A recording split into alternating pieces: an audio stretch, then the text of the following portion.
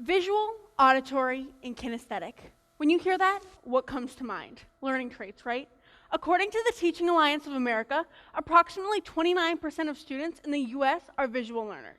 34% of students are auditory learners, which leaves the highest percent with 37% of students that are kinesthetic or hands-on learners.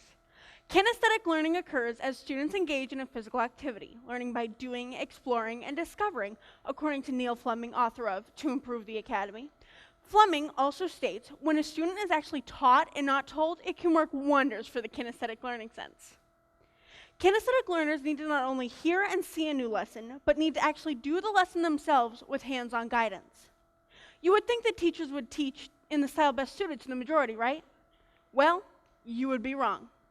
They take the easier and familiar path and only teach to the students who can learn by seeing and hearing.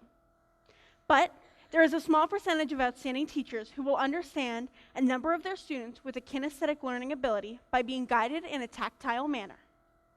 I am a student that thinks the kinesthetic learner is suffering a disservice by not being taught in an understandable manner. They are being set up for failure. They are what I would say, not necessarily failure itself, but the word failure. Unfortunately, a large number of teachers still feel that the kinesthetic learner will catch on and do not alter their methods, said Peter C. Brown, author of Make It Stick. Even auditory learners are worried and upset because you didn't really understand me because I was talking too fast, like a teacher.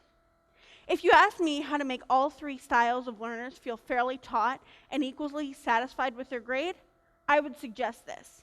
Instead of teachers giving what they call notes, let's write it down, kids, no. They could actually take some time and help us out by going through and making us act out the sentence or story instead of just reading it off the page. This style of teaching that is needed by the lion's share of students could vastly affect the results of state standardized tests. Don't you want a 5? Huh, I sit in classes day in and day out, where the teacher asks, "Are you with me?" This is always answered with dead silence like this. Chirp, chirp, chirp, chirp. That dead silence is slowly killing our future. Now let that sink in. If every student didn't ask questions and didn't ask for help, where would we be? A silent classroom gives the teacher no feedback on a student's comprehension of the subject. Gary Lavrov, author of About Education, states, kinesthetic learners absorb knowledge best by doing, including manipulating items, simulations and role plays, and other methods for presenting subject matter that physically involve them in the learning process.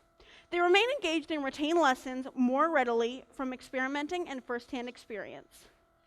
Science class. Science class is very kinesthetically friendly because in order to understand how a law or formula is created, you must do it yourself, which means a lab. I think if the educators of the world realized how important a little extra effort would be when it comes to the kinesthetic learner, they would be pleasantly surprised. But in what way? Not only by just the progress of a student, but improving our generation. Don't you want to help?